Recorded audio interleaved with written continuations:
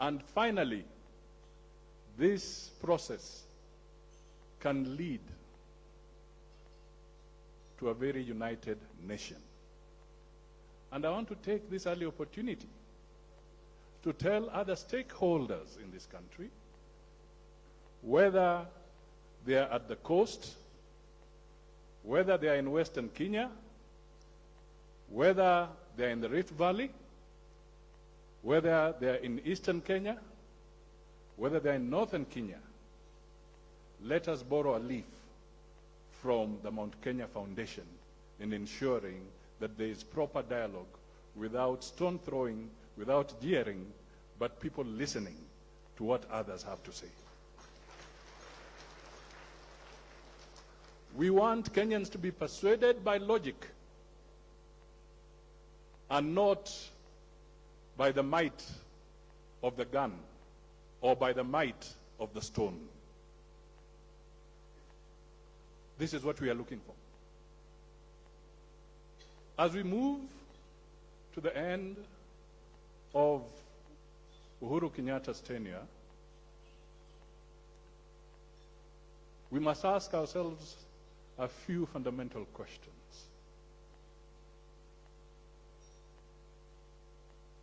Who can you trust? Who can you trust? And I repeat, who can you trust with the leadership of this country? Examine us.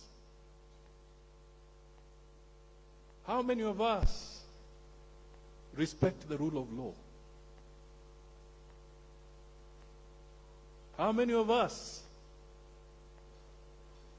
will make sure that if Munga has won his election, we shall respect the will of the people?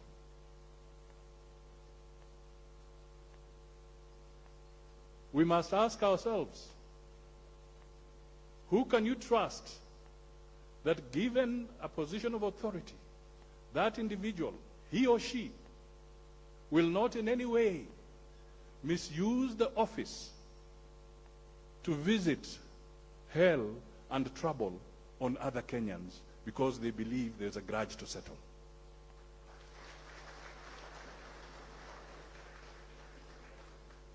These are the questions that Kenyans want answered.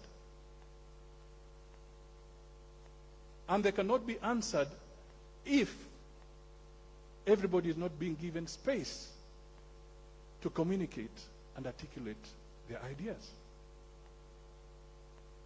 So I stand here, and the first message is that let us not vote in fear. Whether it is for or against, let us develop a culture where we shall not vote in fear.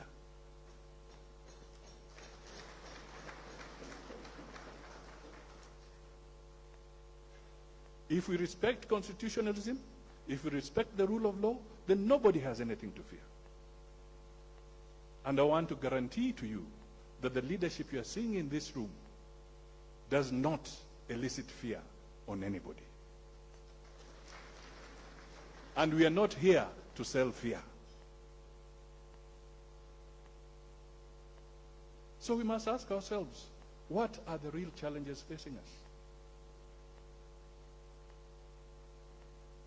What are the real challenges facing us? My colleagues have spoken to some of them.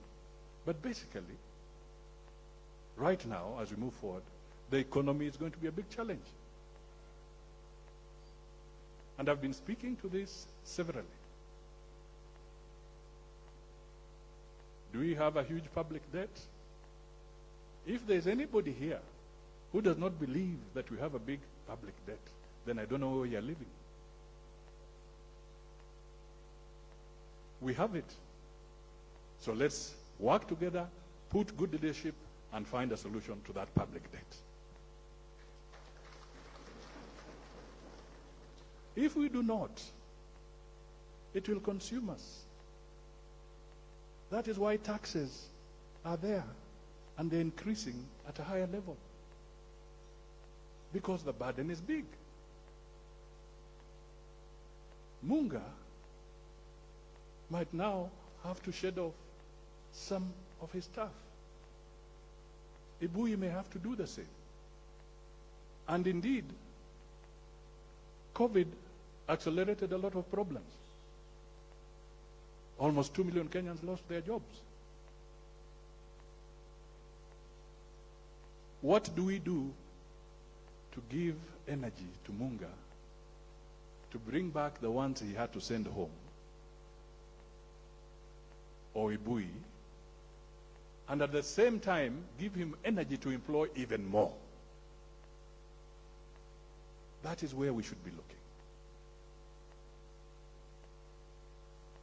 The linkage between Mount Kenya Foundation, and I want to speak to this, the linkage between Mount Kenya Foundation and the other people, we should find a way of bridging this gap. Because there are almost 20 million small and medium enterprises in this country. Those are the juakalis, those are the small traders. Why do they feel they want to resent us? Or they want to resent Mount Kenya Foundation when you should not be resented? It is because somewhere along the line, and the truth be told,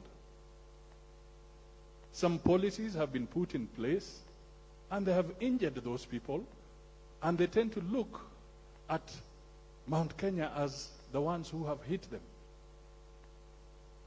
If the Gikomba trader, through the spirit of Harambee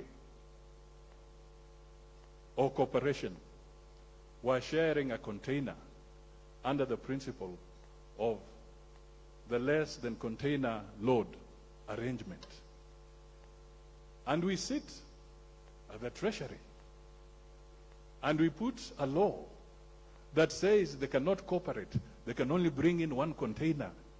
If not, they are not in business. Gentlemen, who is creating resentment?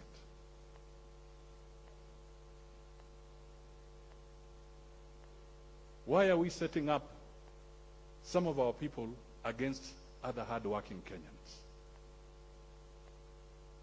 We should not allow this to happen. And that is what One Kenya stands for.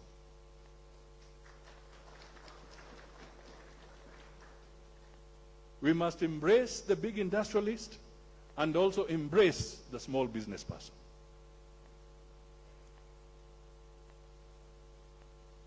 We must work together so that the pride of Mount Kenya can come back. And what pride am I talking about? Because their pride is Kenya's pride. When a farmer would pay school fees for the child, son or daughter, anaenda kusoma, analipa kwa sababu amepata pesa ya kutosha kutoka maziwa, pesa za kutosha kutoka majani chai, pesa za kutosha kwa kahawa, analipa, and that farmer would be proud and say, mimi nimesomesha mtoto wangu bila basari. Can you imagine that dignity? Mimi nimesomesha mtoto wangu bila basari. Right now, there are legislators here, and you must ask them just one question.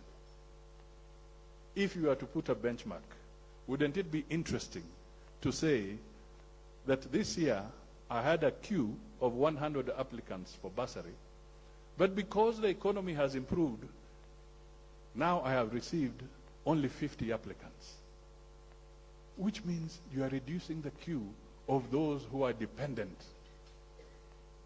That is where we should be going. What can we do collectively? Borrowing from Equity Bank and others. What can we do to make sure that businessman in Kikomba, in Nyeri, in Meru, can have access to credit at a low interest rate so that they can feed themselves? This is the connection that seems to be missing between us and the ground today. This is why somebody is finding fertile ground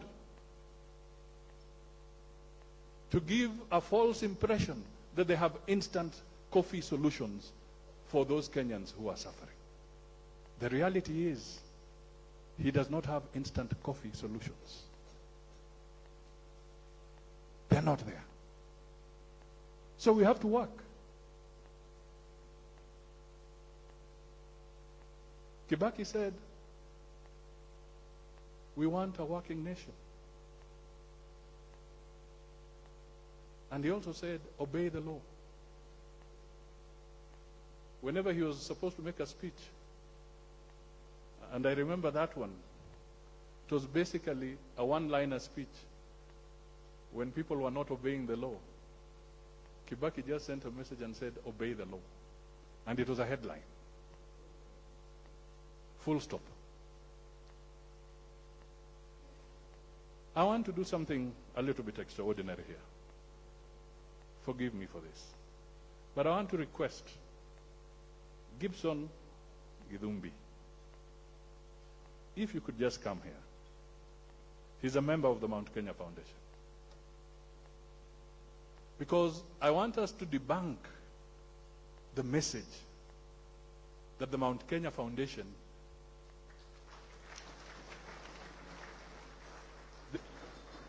I was his junior, his rebel.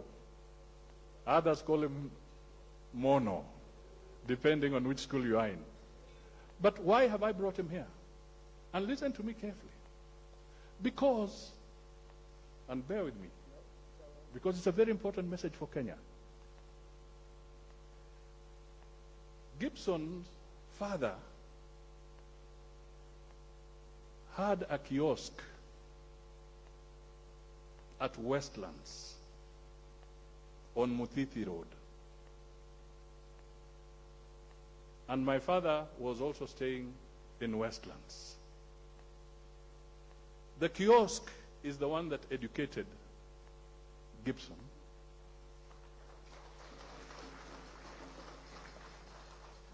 In Nairobi School. And for as long as I can remember, from that kiosk, Gibson was never sent away because his father had failed to pay school fees. Right now, Gibson is a big Ongata. This is him. We can work hard. What we want to achieve is not a hustling nation. This is what we want to achieve. Whether it is tea, whether it is coffee, whether it is milk. Our teachers are paid, and we give them the necessary support. At the end of the day, the theme is peace and unity. To achieve growth, you need peace. To have a working economy for everybody, yani uchumi bora na pesa mfukoni, we need peace. However, to sustain the peace, you also need a working economy. They underpin each other. So for us to have peace, let us create jobs for people.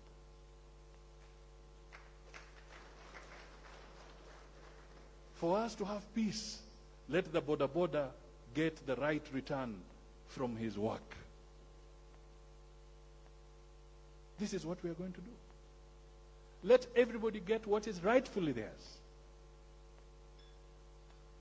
I had Mugo, who we were in Laikipia with Duitar. He made a point. We want peace. I was in Baruch, in Nakuru, in a village on the hill. Actually, it's an IDP camp. Only 2 weeks ago. After the conflict, 13 years later, not everybody has gone back to their shamba. I came across ladies who are asking me, we don't know who even picks our tea in Baruch. And there are similar cases of this nature. We must have a clear agenda to make sure that we can restore hope in the lives of these people.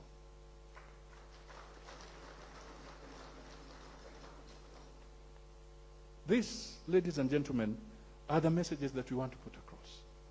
Let us eliminate violence at election time. And Weta was right. It is true. Through the Kofi Annan talks, I would say that you people of Mount Kenya, you have a solid lady in Martha Karua.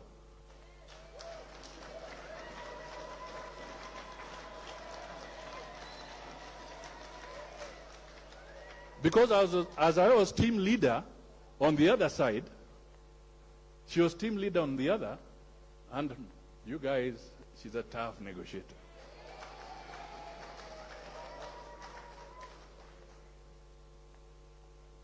She doesn't blink. We want leaders that will not blink.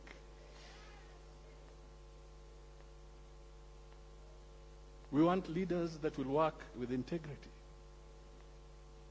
If Mount Kenya is as populous as we know it is, when it is resource allocation, let the resource allocation reflect that population.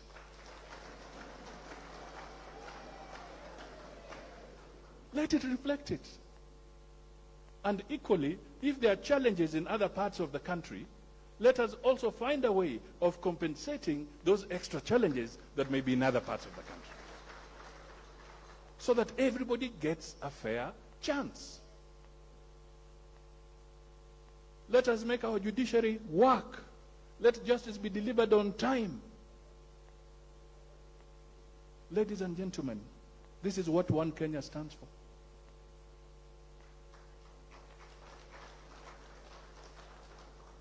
This is what we stand for. In 1982, there was the coup attempt. And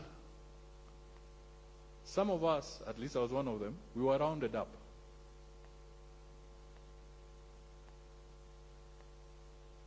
In a very strange way. A white Land Rover drove to Mululu at my mother's home.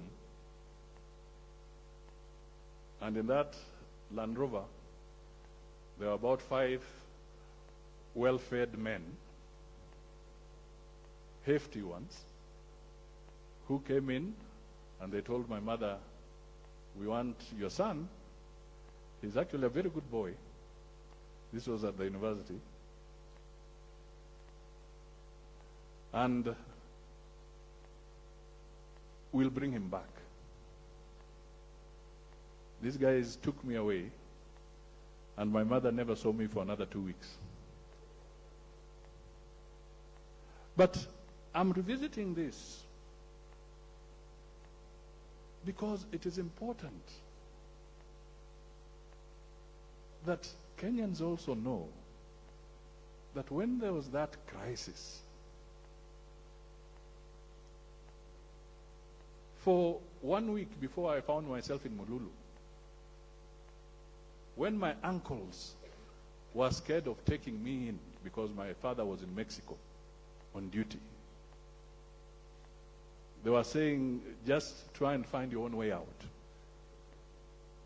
I actually went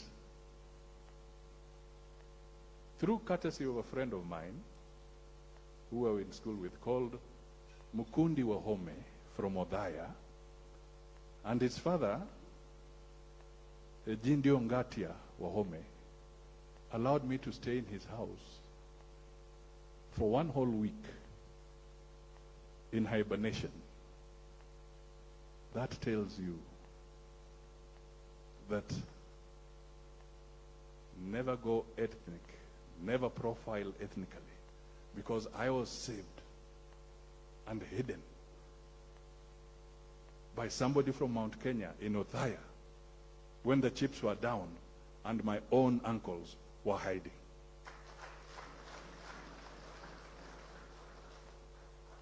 The message here is that we are one people. Let us hold hands and pull each other together. Let us change Kenya together. You cannot second guess Uhuru on matters of infrastructure in this country. You can't. He has done an extraordinary job.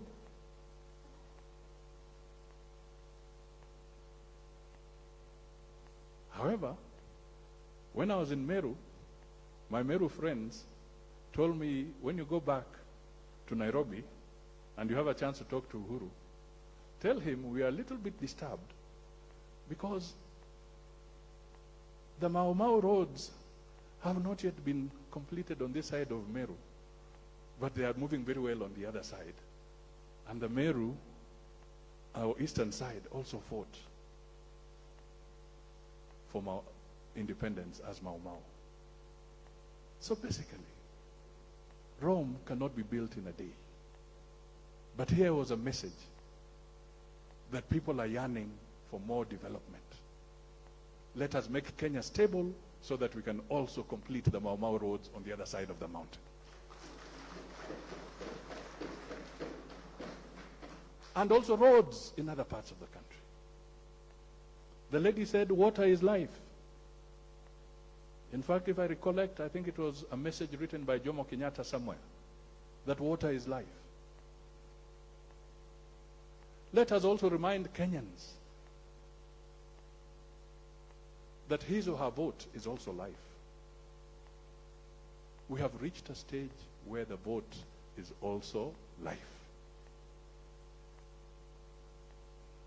Siasa mbaya. Gideon, I know you have the rights to that one. Siasa mbaya, maisha mbaya. So let us move. My final message to the young people. I'll request, with your indulgence, that just 2 young people come here. One is called Kamau Gikuru, and the other is Mungare.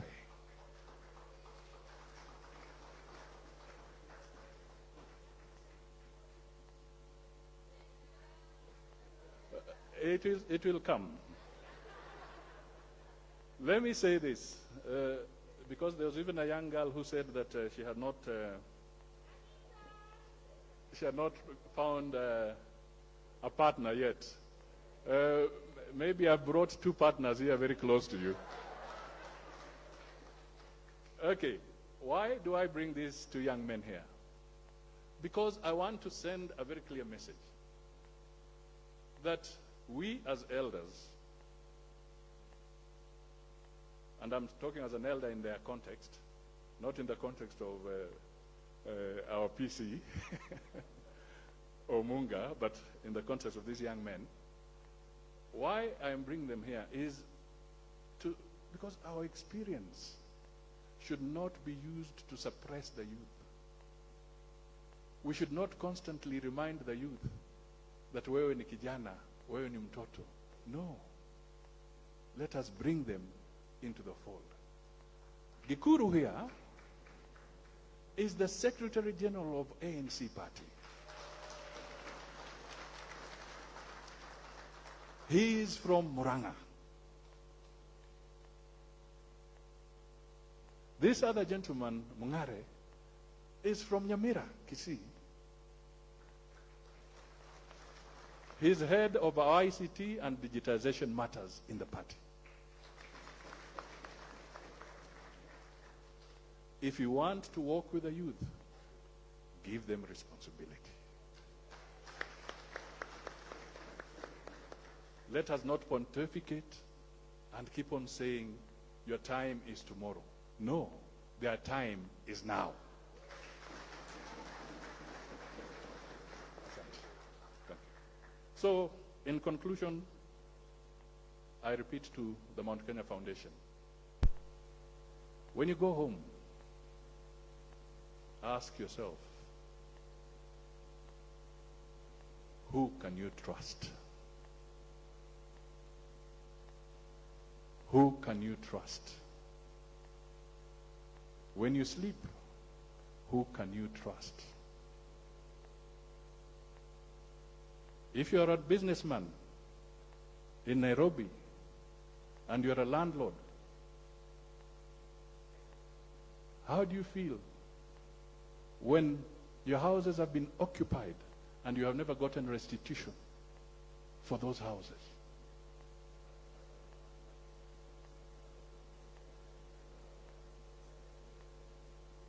These are the questions. Who can you trust? Who can you trust? Who can you trust?